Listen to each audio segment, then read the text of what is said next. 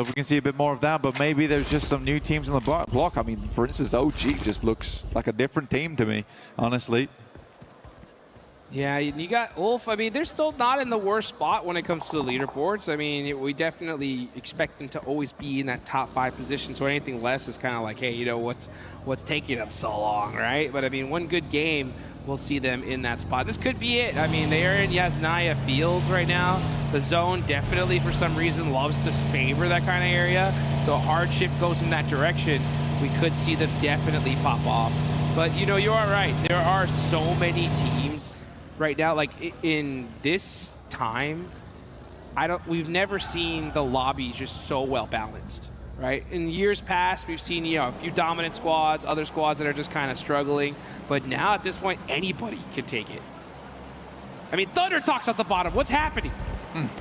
I mean, the Thunder Talk, they just haven't played well, have they? I think that's we've boiled it down to that point. There's been some missteps all over the place. I think there's been some bad rotations coming through. And then when it's come to their gunfights, they are being outclassed in some of them. I think Thunder Talk has a lot more in them to give. It shouldn't ever come down to AJ looking to win a 1v4. But again, it just shows that there is that potential there for Thunder Talk. But you're right, it is a fairly balanced lobby, but balanced towards being, this is a high-ranked game. Right? Yeah. It's a high-ranked game. You know, no one's pulling any punches right now. You best get out the way. For Gaming Stars, they're playing on this 2-2 split right now. They were wondering if it's going to head over towards those fielded areas. Does not. So they're going to regroup off the back of this one. I would say right now regrouping is probably the best thing to be doing. But Yasnaya getting cut out here is a little tough. Yeah, definitely. Wondering what OG's next move is going to be. That's going to be the question, right? What is OG going to do? What's Ulf going to do? It looks like Ulf, they were in the Yasnaya field. They don't get blessed. They're going to go ahead and do a huge wraparound here to reposition. Well, let's look at Go. Yeah, Thunder Talk just getting picked apart once again. Awake running for his life here. Does get a little fortunate with that player from GOAT getting knocked. I believe that's from Enigma Galaxy. Moxie up close and personal with Jean, catches him slipping, and that is Thunder Talk out. Another rough game for them. Yeah, I mean, GOAT's just too good of a team. That's all there is to it. Goated. They got the Jackie blessing. That was it, honestly. Once that happened, it's over. He's wrapped them in the golden jacket, and they're ready to go. I think for GOAT, it's been all right. Again, I think for GOAT, the main thing that worries me about the squad is the inconsistency. But hey, if you can have 16 Elim games with a chicken dinner, bosh, you're good to go. Yep. And it was kind of crazy because we saw in PMMI, GOAT, they took the slot for 4th Thrives and weren't able to really honor it in the way that they wanted to. But they come here into the World Cup, and at least at this group stage, they're looking good, right? 2nd place so far after these eliminations they have. Hey, just a little bit more work and they can end up on top. A little bit more work, yeah. I think we really do need to have to wait to finals, though, to see that come through. Because... On top of group stage, yeah. On top of group stage, yeah. Right? They got a long way to go. A long way to go. They want that, if they want that watch, that belt. Hey, I mean, at this rate, though, they would go straight to finals. In the current position they're in, they wouldn't play the group stage out. Get that direct qualification, which would be nice. If they can keep things up, that is. We do have a few more games left today. A few more Erangles. That's right. Into our Miramars to close things out with the wonderful John and Jackie. Yeah, dude, crazy prize pool, by the way, man. It's so wild. You have, you know, $1.1 million in the group stage alone, 152 grand on to the survival stage, and then we get to the finals, $1.7 million. This is what I'm talking about here, folks. We're definitely going to be handing out some big prizes at some point. We're going to be going away with some cars. Yeah. Say it that way. Yeah. Let's get it going. Which would be cool. Again, I think that money should be reinvested in the team. Yep. Well, but also, if to say you were the team, right? What's the first thing you're reinvesting into? As a team? Yeah. God, get those boys a better scrimming area. Yeah, that'll work. Give me the refrigerated drinks. All right, I want vending machines for free, as well as, you know, all the rest of the cool things. You know, the white balls, the blind balls, everything you might need. tablets, etc. Coaching staff, personal masseuses. Your favorite phone. Yeah. Yep. You got to have it all, I mean, to really make it happen here. And that's the thing is, like, I've had the pleasure of looking at some of these top squads set up, and, you know, teams like Alpha 7 who live together and have for years. They did reinvest in a really good way, actually, from all the wins they went through. Go on, sorry. No, I mean, a lot of these guys, I mean, for those that don't know, I mean, these mobile gamers are treated like athletes. I mean, some of them have personal nutritionists, they have exercise programs, they play for 6 to 8 hours a day with a coach staring at 4 monitors, just analyzing, figuring out how these guys can get better. And, I mean, you got millions of dollars in prize pool on the line, right? You got to give your players as much advantage as you possibly can. And one thing I do love, especially I've noticed about this tournament, is adaptation. Prior in so many different squads, we'll see like, okay, a bad performance, no change, just the same old kind of play style. But now we're starting to see some teams like, all right, hey, let's make some adjustments, like Team Flash. Let's hunt down some squads in Rondo. Let's see if we can take them out. 4 Thrives ended up going out in the last one here. But they're still in a good position, you know, but Aaron Gale is always going to be that map to where that's where championships are made.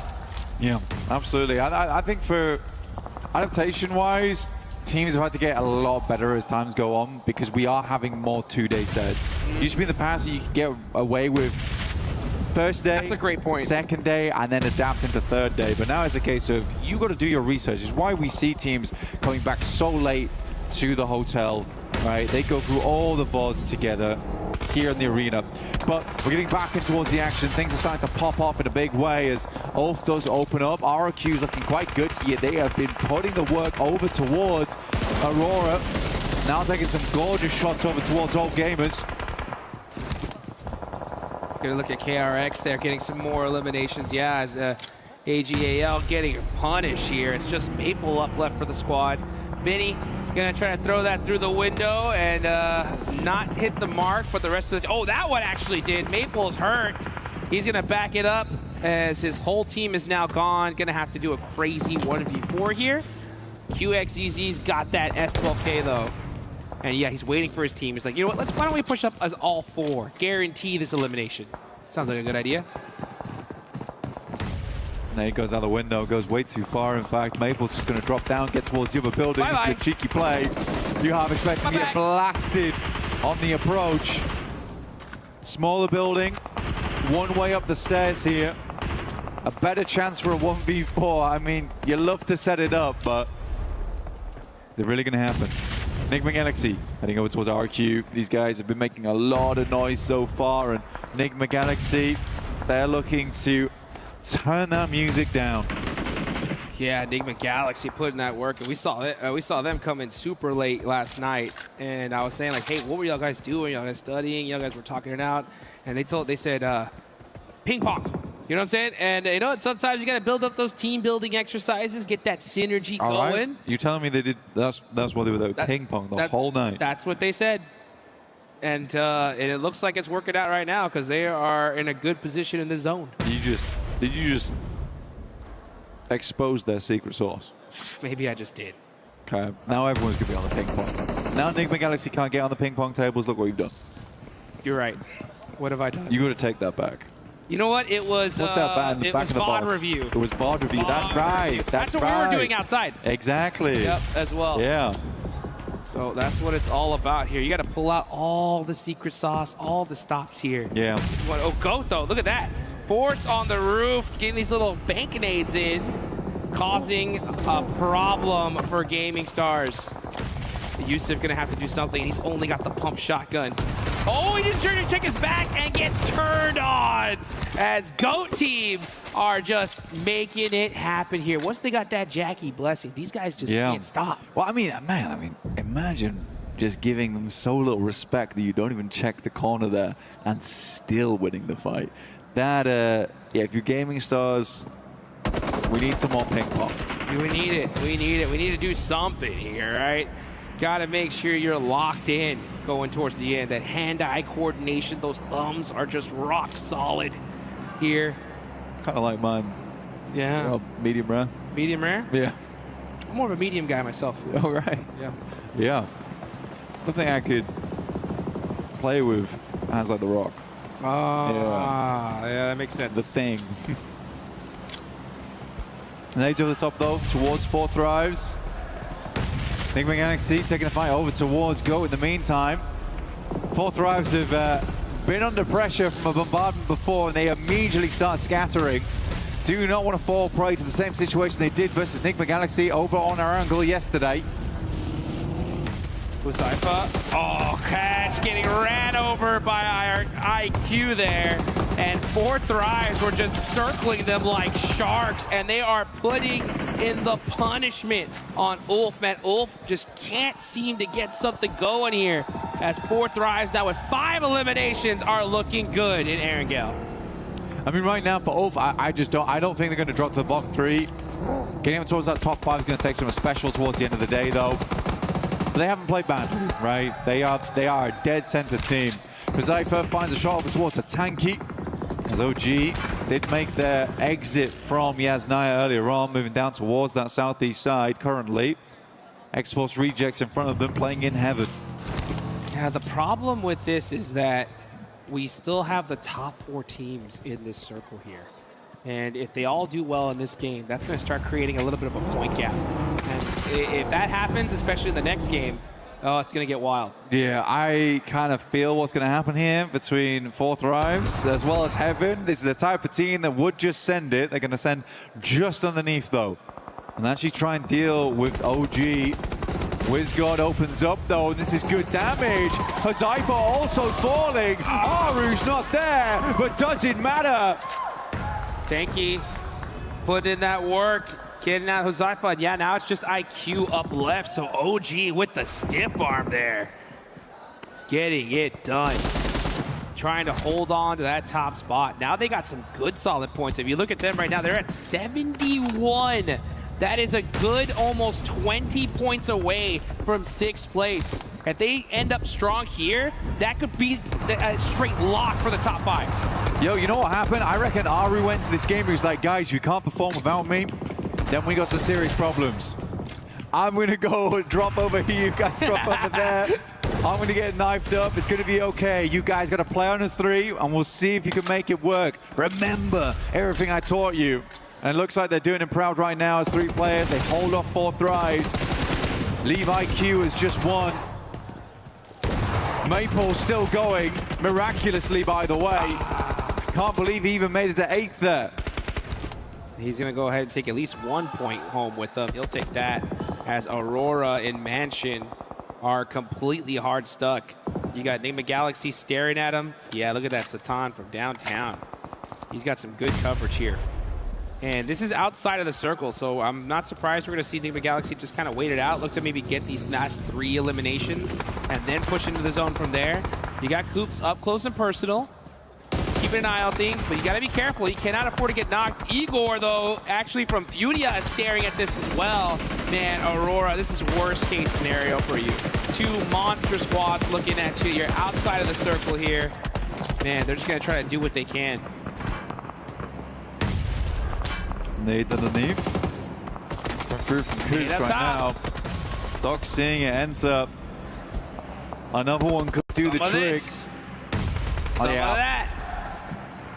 And Coops is feeling it right now.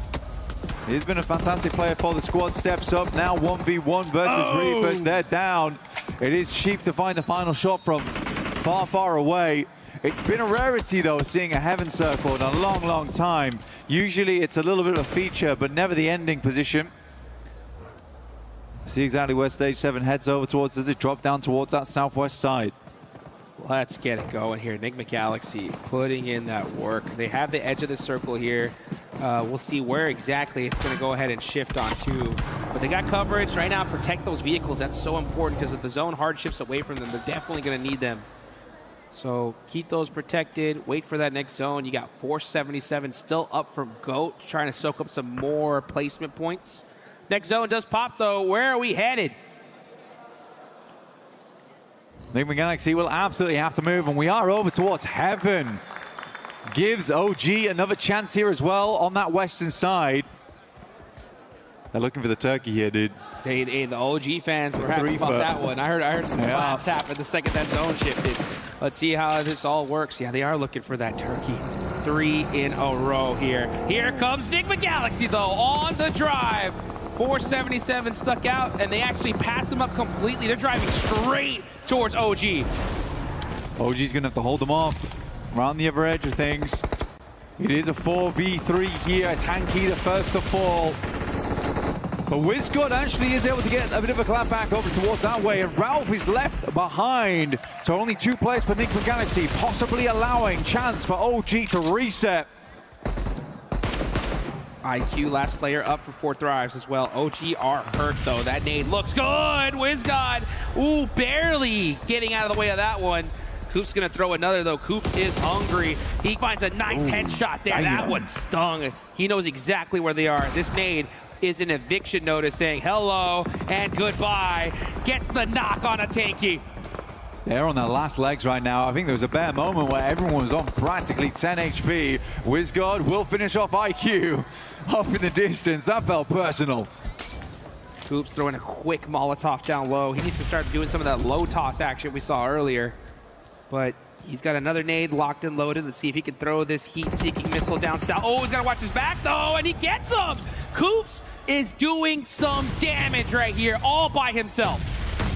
The nade goes a little bit too far. WizGod takes another nasty hit. Smoke's going forward here, trying to keep AKOP alive, but a 4th place is still fantastic for OG.